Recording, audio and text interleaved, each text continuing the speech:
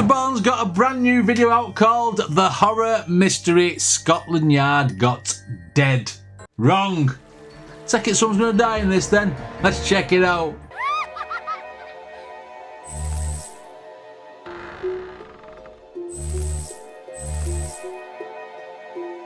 Okay, so the horror mystery that Scotland Yard got dead wrong. Well, don't the police get everything wrong? So obviously this is going to be filmed in England. No, not filmed in England. Actually, the story is going to be portrayed in England. Scotland Yard. Head of the police. Let's go. In today's story, you very likely will at some point go, okay, I know where this is going. But you won't. No! Because the ending to this story is so random that it actually took 100 years to piece together what actually happened. But before... So the detectives who were doing it in the first place didn't solve it proper, and it took people 100 years later to solve it. Right. So, just when we think we know it's going to go one way, it won't. It'll go another way. This always happens in Mr. Ballen videos anyway. Before we get into that story, if you're a fan of the strange, dark, and mysterious delivered in story format, then you've come to the right place because that's all we do, and we upload once a week. So, if that's of interest to you, please bring the like button out hiking with you on Kodiak Island in Alaska, but don't tell them you've secretly stapled a huge raw steak to the outside of their pack. So the Huskies also, get it. please subscribe to our channel and turn on all notifications so you don't miss any of our weekly uploads. Okay, let's get into today's story. Under the bricks. Let's get it. On the night of January 31st, 1910, an American couple living in London, named Belle and Dr. Harvey Crippen, were hosting a small dinner party for two of their friends. The group had just finished their food, and they were now in the middle of a game called Whist, which is a card game, when suddenly Belle put her cards down. What's a W? Got a king. We've got a D and a W. I'm thinking proper swear words there now. Right, okay. That's just where my mind works. Exactly, Chris. Another one's something head. Now in the middle of a game called Whist, which is a card game, when suddenly Belle put her cards down and she stood up to tell a story. And Dr. Crippen saw his wife doing this and kind of knew what was going to happen. Right. And he kind of gestured for her to not tell the story and please sit down and play this game. But she just kind of waved at him dismissively, like, please, leave me alone. I'm going to do what I want to do.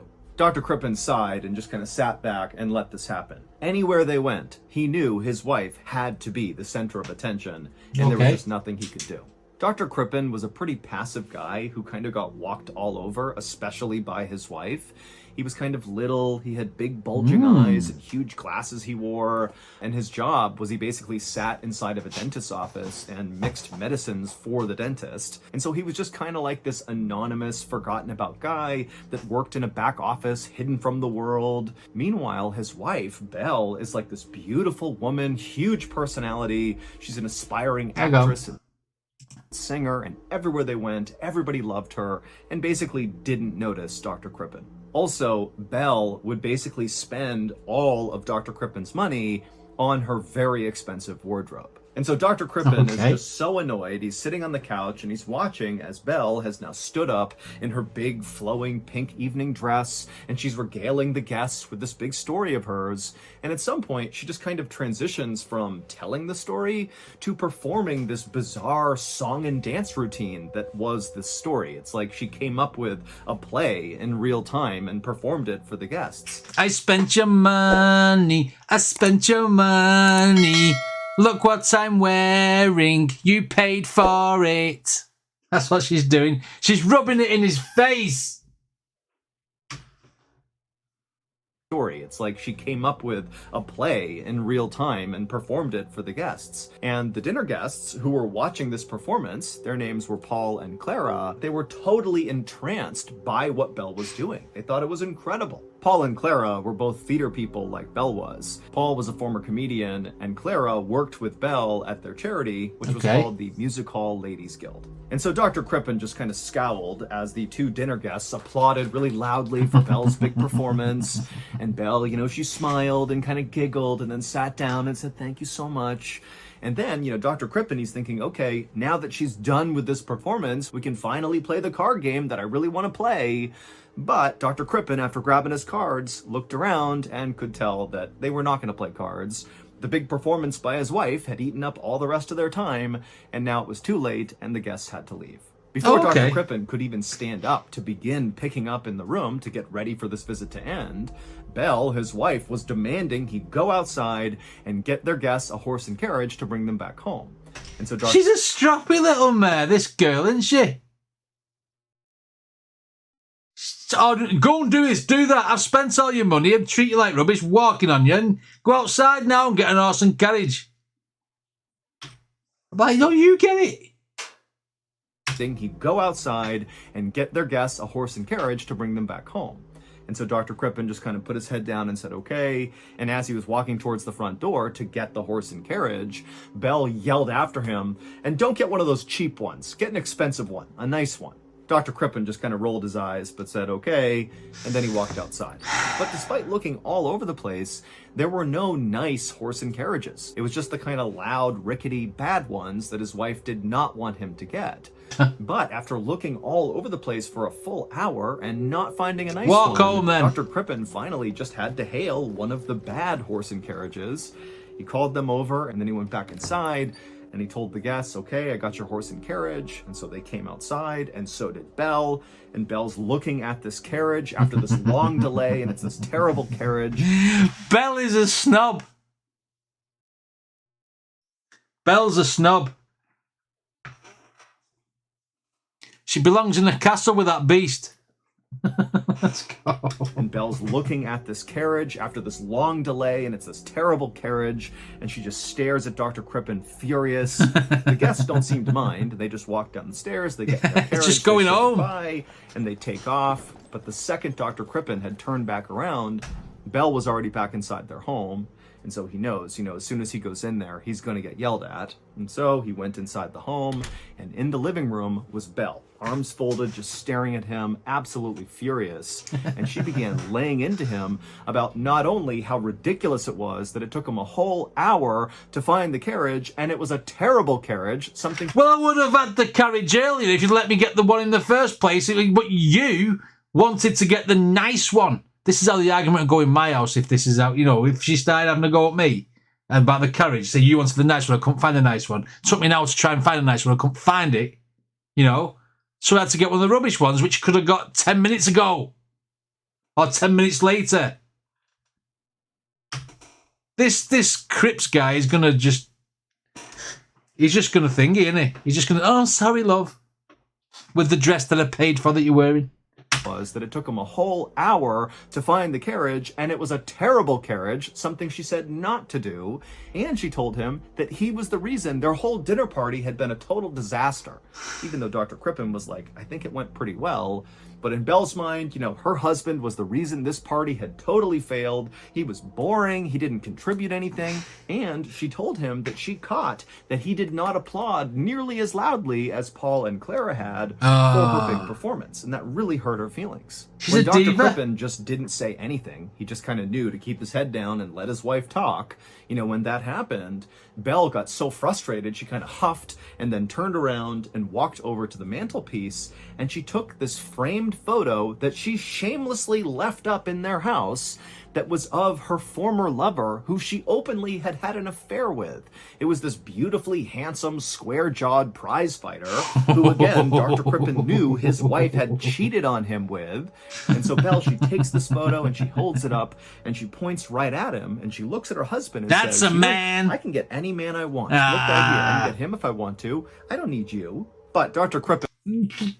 Well, you do need me, clearly, because you wouldn't have any of your clothes if it weren't for me. See, I'm invested in this argument now. I'm being Dr. Cribbins, and I want to say to her, go and get any man you want then. Save my ears, save my headache.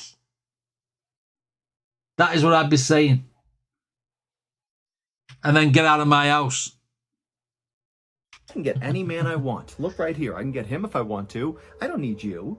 But Dr. Crippen Off was your not pop. affected by this. He was completely used to being treated this way by Belle, and so again, he just stayed silent and took what she was throwing at him. And so again, Belle gets even more frustrated because she's not getting a reaction from Dr. Crippen. She finally just goes, you know what? I'm gonna leave you tomorrow. I'm done with you. I can't be with you. It's over. And again, Dr. Crippen just didn't react. I mean, this really was typical behavior for his wife. This man is so oppressed. He is so oppressed that he's just like, yeah, whatever. Okay. I'm leaving tomorrow. Okay. So laid back, he's laid down. He's vertical. Didn't react. Horizontal. I mean, this really was typical behavior for his wife. Even this threat of leaving him tomorrow. You know, she had done this before, but never followed through on it. It was just kind of like Dr. Crippen was her punching bag, basically 24/7. Right. And so for now, all Dr. Crippen really wanted was for his wife to just stop ranting and raving so he could just go to bed. He didn't really care what she was saying. Frankly, he wouldn't even care if she did leave him the next day. He was totally unhappy in this marriage, right. as obviously she was. Let her go. But he was so scared of scandal. Oh, that's a real photo of that one. Wonder how much that stuff cost. That's what he should be looking at on them photographs. As obviously she was, but he was so scared of scandal, he couldn't bring himself to divorce his wife. But if she actually followed through and left him, he'd be free. The marriage would be over and it would be her fault. And so Dr. Crippen just stood there waiting for his wife to finish, but it was clear she had a lot to say. Even after threatening to leave him, she just kept on laying into him about all his faults. And then at some point, Dr. Crippen just totally caught her off guard by interjecting and saying, hey, Belle, do you want some whiskey? And Belle just kind of stopped and stared at her husband inquisitively. And then it was like her whole mood changed. And she was like, actually, yeah, I'll take some whiskey. So Dr. Crippen said, great, I'll go make it. Whiskey, the aphrodisiac of life in 1910. What the hell? Actually, yeah, I'll take some whiskey. I'll get her drunk and she'll be in a good mood. So Dr. Crippen said, great, I'll go make it. And he walked over to the liquor cabinet and he poured both of them a drink. 2 days later, the members of the charity that Belle and Clara, the dinner guest, were a part of, the Music Hall Ladies Guild, they were all sitting in their office in London waiting to start their meeting. But there was a problem. Belle, who was their treasurer and therefore needed to be at this meeting, was not at this meeting. She was late and nobody knew where she was. And so after they sat in this office... This is what Mr. Ballen's talking about when you think you know it. So Mr. Crippen has killed her. Probably spiked her whiskey because 2 days later she's not turned up for this meeting. Right? And we're all sat here thinking, Mr. Crippen's killed her. He's killed her. He's sick of her rubbish, so he's killed her. And it's not going to be the case, is it? Probably swallowed the glass or something. For a while, his mouth wouldn't stop. They finally heard a knock on the door. And so one of the women got up, they opened up the door, and standing outside is Dr. Crippen's assistant, this young woman named Ethel. And she was kind of frazzled and maybe a little bit out of breath, and she was carrying a letter and a package in her hands. And so Ethel would tell the woman who opened the door that she was here on behalf of Dr. Crippen and also Belle. And so the woman who opened the door said, okay, come on in. And so Ethel walked into the office and she placed the letter and the package on the table. And then she quickly turned around and left. Right. After she was gone, the guild members kind of looked at each other confused and then just reached out and they grabbed the letter. They opened it up and they read it. And the letter was written by Dr. Crippen, and he was telling the members of this guild that unfortunately one of Belle's family members back in America had fallen ill, and so Belle had to go back to America and take care of this person, and she'd be gone for at least several months. Yeah. And then when they opened up the package that Ethel had dropped off, that contained the guild's checkbook and also their ledger. That way they'd be able to go out and find a new treasurer to replace Belle. Yeah, nice cover there, Mr. Crippen. We know you've bumped her off. I bet he'd even pay for a funeral as well, because he's a sap. Also their ledger. That way they'd be able to go out and find a new treasurer to replace Belle. And so when they had finished reading this letter and seeing the contents of this package, the members of this guild just kind of looked at each other, not really sure what to do. You know, it seemed odd that Belle had not told them she was doing this, that she had left without saying goodbye. But at the same time, it seemed like whatever she was dealing with in America was very serious, and so they decided the only thing they could do was to just hire a temporary treasurer and wait for Belle to come back. About 3 weeks later, Clara and the rest of the Ladies Guild members hosted their annual ball. And like always, they invited Belle, as well as her husband, Dr. Crippen, even though they knew, this invitation was kind of a formality because Belle was still in America. Yeah. But Dr. Crippen would show up to this ball, and he would not show up alone. And it caused a bit of an outrage. On Dr. Crippen's arm was very obviously his date, Ethel, his assistant. The young woman. I was just going to say, it's going to be her with stupid hat. Oh, look at him! Look at him! He's got a girl on the side. She's a harlot. She's a homewrecker. Was very obviously his date. Wow. Ethel, his assistant, the young woman who had dropped off that letter and the package to the members of the guild about Belle's sudden departure. Clara stared incredulously at Dr. Crippen and Ethel as they kind of swayed around the room dancing. I mean, Clara just could not understand what was going through Dr. Crippen's head. How could he possibly think it was appropriate to so openly cheat on his wife around all of his wife's friends and in such a public place? Because all of his friends didn't know that Belle was going with the square-jawed guy who she can get anytime she wants. It's good for you, it's good for me. That's what he should have said. On his wife, around all of his wife's friends, and in such a public place. It just seemed unfathomable that anybody would do what Dr. Crippen was doing.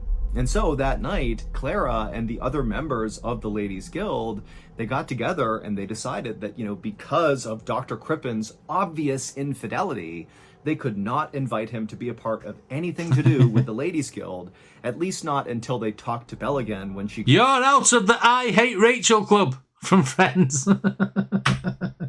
Oh, now they're in the I Hate Mr. Crippen club. So you're out on your ear. Part of anything to do with the Ladies Guild, at least not until they talked to Belle again when she got back. But Belle didn't come back. And she never wrote to any of the members of the guild or any of her friends. She just disappeared. And on March 20th, 1910, so roughly 2 months after Belle supposedly fled to America, Dr. Crippen came out and said he had just gotten some terrible news. It would turn out his wife, Belle, had fallen ill while in America, and she had died. Yeah. When Clara and the rest of the Ladies Guild members heard about this, their disgust at Dr. Crippen's cheating quickly turned into suspicion that maybe he had something to do with Belle's early demise. Is it Dr. Crippen? Is it not? What do you reckon? So one of the members of this guild went to the police and reported Belle missing. However, at first, the police were not inclined to pursue this case, because from their perspective, there was no evidence of a crime committed here. All they knew was this woman, Belle, had died in America, supposedly from natural causes. And so the only thing that was contrary to that were Belle's friends, who basically were saying, well, maybe she was murdered by her husband because her husband was cheating on her. And the police were like, that doesn't line up. Just because he was cheating on her does not mean he killed her. Yeah. But Belle's friends continued to keep the pressure on police. And finally, after 3 months, the police would assign a detective. His name was Walter Dew. And Inspector Dew had been a detective for more than 20 years. And he had even worked on the very famous serial killer case, Jack the Ripper, and had been one of the people who actually found the last body, although the Jack the Ripper case had gone unsolved. I was just going to say, Jack the Ripper was never caught. So basically, he's not Detective Do, he's Detective Don't. Because he couldn't do it. He didn't do it. So why did he get assigned to this case? See, now we're all sat there thinking it's Mr. Crippen, aren't we? And a few of us is probably thinking, well, maybe it's his secretary. I don't know. I don't know what this twist is. Of the people who actually found the last body, although the Jack the Ripper case had gone never solved. But coming out of that investigation, Walter Dew had really developed a great reputation as a really good detective. And so to have him lead this case was a big deal. And so on the afternoon of July 6th, 1910, so roughly 5 months after Belle had gone missing, Inspector Dew, as one of his first things he would do for this case, went to Dr. Crippen's house to ask him Real about his photo wife. of the house. Now, Inspector Dew expected that Dr. Crippen would tell him the same story he had told everybody else about Belle, which is, she had to go to America to take care of this sick relative. Right. And while she was over there, unfortunately, Belle passed away. But what Dr. Crippen ultimately told Inspector Dew was not that. Now, at first, Inspector Dew just asked Dr. Crippen a lot of basic questions about his wife. But Dr. Crippen seemed really awkward as he answered these questions. He actually almost seemed really embarrassed. And Inspector Dew clearly noticed this, but just kept on asking these routine questions and just allowed Dr. Crippen to act however he was going to act. But at some point, Dr. Crippen just stopped answering the questions altogether, and he paused for a minute with his head in his hands, and then he took off his glasses, he put them on the table, and then he looked up at Inspector Dew, and he said, I should just tell you the truth. Belle isn't dead. Dr. Crippen told the inspector that the day following that dinner party they hosted with Paul and Clara, that morning when Dr. Crippen woke up, his wife was gone, and all her things were gone too. She had packed up in the middle of the night and left without telling him where she was going. And so he was embarrassed that she'd left, and so told everyone that she'd gone on urgent business to America because her friend was ill or whatever. I still feel like this is not the story. Gone too. She had packed up in the middle of the night and left without telling him where she was going. And so Dr. Crippen realized his wife had finally made good on the threat to leave him. Dr. Crippen said he lied about what happened to Belle because he was trying to avoid a scandal. He said that, while Belle was horrible to him... Hang on a minute. He was trying to avoid a scandal, but then rocks up at a party with a different bird on his arm. That makes sense. Trying to avoid a scandal. He said that, while Belle was horrible to him personally and really mistreated him, she was really kind of amazing with everybody else, and everybody else loved her. And so Dr. Crippen really believed that lying about this would ultimately save her reputation and his own. So it was a win-win. Right. And once Dr. Crippen was relatively sure Belle was not going to be coming back, that she really had left him for good, that was when he began openly dating Ethel, because he had actually been in love with his assistant Ethel for a long time, and he felt like now, with his wife out of the picture, he could finally love her out in the open, even though he admitted, nobody would actually understand the dynamic here, because everybody else thinks Belle is over in America, and here I am cheating on her. But, Dr. Crippen insisted to the inspector that this was the truth. He was not cheating on Belle. He didn't have anything to do with her disappearance. She left of her own accord, and here he was. And so after Dr. Crippen explained all this to the inspector, Dr. Crippen just put his face in his hands and just looked so ashamed and embarrassed to the point where Inspector Dew really believed Dr. Crippen. I mean, this is a guy who has just poured his soul out about some of the most embarrassing things of his entire life, so he's got to be telling the truth. Also, Inspector Dew couldn't help but think to himself that Dr. Crippen was this little kind of passive-seeming guy who did not really seem capable. He don't look the type, like I said, doesn't seem capable. He doesn't look the type. He doesn't look the type to be a mass murderer, does he? Well, not even a mass murderer, a murderer of one person. Never mind a load. Crippen was this little kind of passive-seeming guy who did not really seem capable of killing somebody else. But at the same time, Inspector Dew could definitely see a woman like Belle leaving Dr. Crippen the way that she did. Right. Still, just to be thorough, Inspector Dew asked Dr. Crippen if he wouldn't mind allowing the inspector to search the property, because after all, this is a missing person case, and so we got to check everything. Dr. Crippen said, absolutely, search my house, do whatever you gotta do, and Inspector Dew would do just that. He went all over the house, looked everywhere, and he would find nothing. So the inspector told Dr. Crippen that as of now, he believed his story, and case that basically closed. The case was closed, but Inspector Dew really needed to talk to Belle in order to officially close the case. Right. Because right now, everybody thought she was dead, no one had heard from her, and so that was the one missing piece. And so Dr. Crippen said that was totally fine. And he and the inspector actually worked together to draft up this little advertisement that would go in newspapers in America that basically would say, hey, Belle, if you see this, you need to contact police in London because we're looking for you. And She'd be found in 5 minutes flat in this day and age. You put a post out on Facebook and then you're like, oh, I'm here. That's what happened.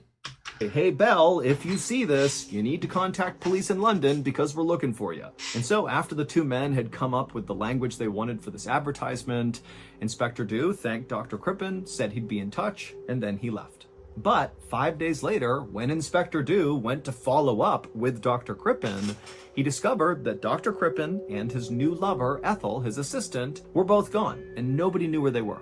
And this changed everything about the Belle case. Inspector Dew couldn't help but think, Dr. Crippen and Ethel look like they're running from something. So probably they lied to me about their involvement with Belle's disappearance. And so it was a double one.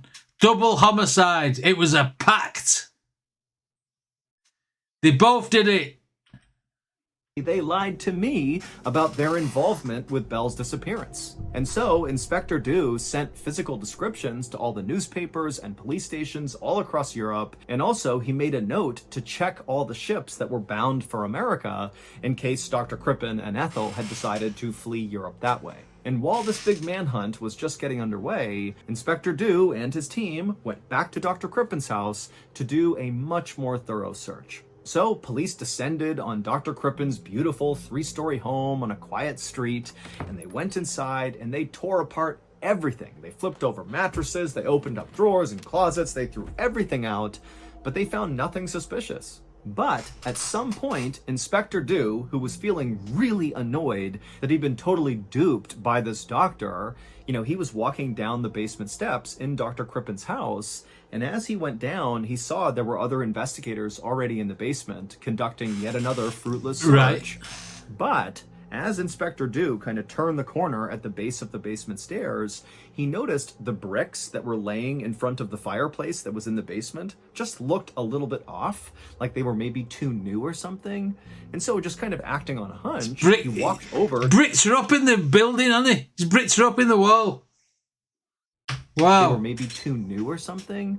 And so just kind of acting on a hunch, he walked over to these bricks that were laid out right in front of this fireplace, and he's looking at them, and he grabs a poker, one of the pokers you use to move the logs around in a fire, and he just began tapping on each of the individual bricks right in front of them. And with every tap, he would hear the solid thump sound that you're hitting something hard that is beneath this brick. Yeah. But as he went along hitting each of these bricks, he eventually reached the kind of center of these bricks, and when he brought that poker down on one of those bricks, it made a hollow sound. Clearly, there was something underneath these bricks. Well, we know where Belle is now. Inspector Dew is super excited. He calls for his team to come over, and one by one, they begin pulling up all these bricks, and after they're all gone, they see there's this perfectly smooth layer of clay that these bricks were sitting on top of. And so Inspector Dew called for a shovel, a guy brought one over, and Dew, he took one scoop with the shovel, and immediately this horrible smell began coming out of the ground that was so gross that the guys around Inspector Dew began retching and vomiting, and before long, the entire group of investigators had basically fled the basement to get away from this horrible smell. Yeah. But after composing themselves, Inspector Dew and the rest of his team put handkerchiefs over their nose and their mouths, and they went back into the house, down into the basement. They grabbed that shovel, and they continued to dig, and after just a couple of scoops, they saw what was causing this terrible smell. In this clay pit, this hole in the basement underneath the bricks, were all these human body parts in the ground. Wow. But there were no arms, there were no legs, there was no head. All you had were just the internal organs of somebody, and then also there was like a blanket of skin that looked like it had been extracted from somebody's body with near surgical precision. Now, What? Next thing they're going to tell us, he's got a skeleton stood in the house and it's her. Like for biology and stuff. What? Looked like it had been extracted from somebody's body with near surgical precision. Jeepers creepers. Now, police could not, based on these limited remains, make an actual positive identification of who exactly this was. But they did find in this pit, along with the organs and the skin, were several strands of hair that matched Belle's. There were several pieces of pajamas that belonged to Dr. Crippen. And then also on that skin fillet they found, there was a distinctive birthmark on it that matched the one that Belle had. Right, Also, she's been investigators skinned. were able to determine that inside of the intestines that were found in this hole were traces of a particular kind of tranquilizer that in The whiskey! The whiskey! See, I knew it was that. I said put something in the whiskey. In this hole were traces of a particular kind of tranquilizer that in the weeks leading up to Belle's disappearance, Dr. Crippen was making that particular tranquilizer at his work. Yeah. Mixed medicines for dentist offices. That was the tranquilizer he was working with right before Belle disappeared. Shortly after these shocking discoveries were made, Dr. Crippen and Ethel were found on a boat trying to flee the country that way, and so they would be arrested, and so ultimately Dr. Crippen would be found guilty of murdering his wife, and he would be sentenced to death. As for Ethel, she would be acquitted of any participation in the crime. However, this was not the end of the story. Far from it. Okay. 100 years later, in 2010... Oh, yeah, because I forgot he said that at the beginning, didn't he? He said, like, 100 years later, etc. I'd completely dismissed that from my head. I thought, I'm thinking, where's this twist? Where's this solved? How's it been, like, solved and changed when it's been solved, like, because of the birthmark and stuff on the skin? And now, as Mr. Bones doing, we're going to find out. It was not the end of the story. Far from it. 100 years later, in 2010, Right. a forensic scientist from Michigan State University fished out a piece of tissue from the remains found in Dr. Crippen's basement that had been preserved inside of a London museum. Now, this murder case had been officially closed since 1910. Right. But the bizarre details of this case had never really fully made sense to a lot of people. Well, now we've got they DNA, didn't haven't we? understand how or why Dr. Crippen had successfully disposed of his wife's head, her arms, her legs, all of her bones. Those are all gone. Nobody ever found those.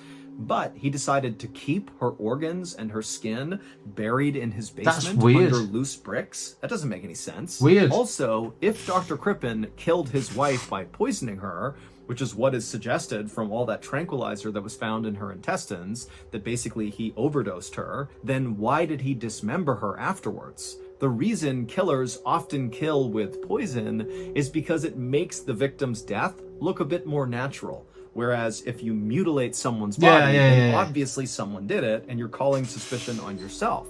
And so, did Dr. Crippen poison his wife and then just throw that out the window and mutilated her body anyways? It just didn't make sense. No. So, this forensic scientist from Michigan State University decided he was finally going to get some answers to this case. Okay. And so what he did is he compared the DNA from the tissue he dug out to the DNA of one of Belle's grand nieces. And when he compared the two, he saw they didn't match, which meant the body that was found in Dr. Crippen's basement was not Belle's.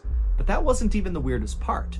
It was determined following this test by this forensic scientist that the body in Dr. Crippen's basement wasn't even female. It was a male. But to this day, no one has ever been able to identify. It's Mr. Squarejaw. It was the one that Belle was cheating with. Crippen's killed him instead and put all his organs underneath the ground for some reason. What about the birthmarks and stuff, though?